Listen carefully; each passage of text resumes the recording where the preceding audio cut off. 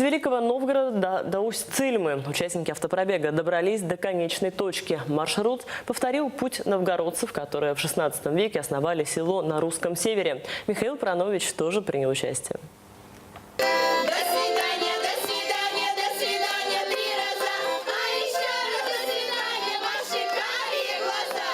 Началось мировое турне в Великом Новгороде. 16 журналистам самых разных изданий и телеканалов еще только предстояло проехать 2500 километров.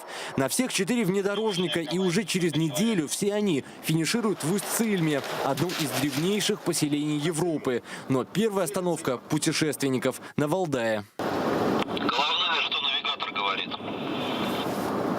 Навигатор показывает 68 километров.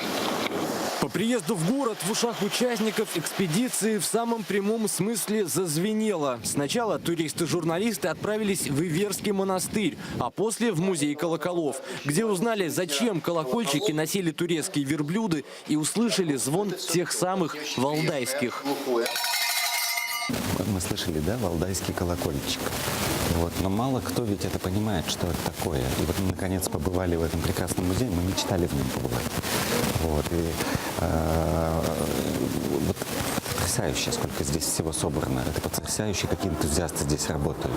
Впереди еще 8 городов и не так много времени, поэтому группа отправляется дальше. В пути журналисты вдоволь налюбовались знаменитыми российскими дорогами, теми, что классики в своих произведениях славили. Поэтому не мудрено, что кроме запланированных были и экстренные остановки. Уже позже водитель увидит, что спустилось не одно, а сразу 3 колеса. Благо, машин в кортеже 4, и запаски были в каждой. Через час экспедиция возобновилась. Но эта авария на пути экспедиции была не последней. Господи, впервые в жизни работаю в таких условиях. Это так странно. В любой другой день подобное происшествие было бы не столь критичным, но в Вологду журналисты спешили, чтобы успеть попасть в фан-зону на матч России с Хорватией. Гнали изо всех сил, и в награду за это своими глазами увидели, как Денис Черышев открыл счет.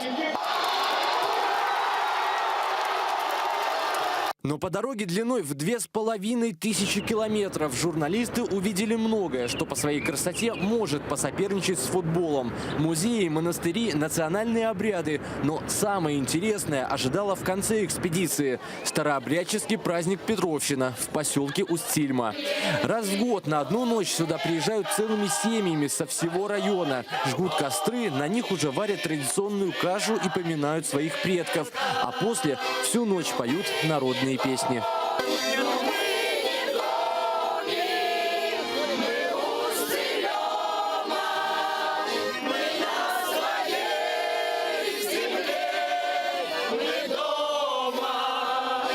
Отправляясь в это путешествие, журналисты ставили перед собой цель сугубо историческую – восстановить связь между Великим Новгородом и небольшим поселком Усть-Цильма.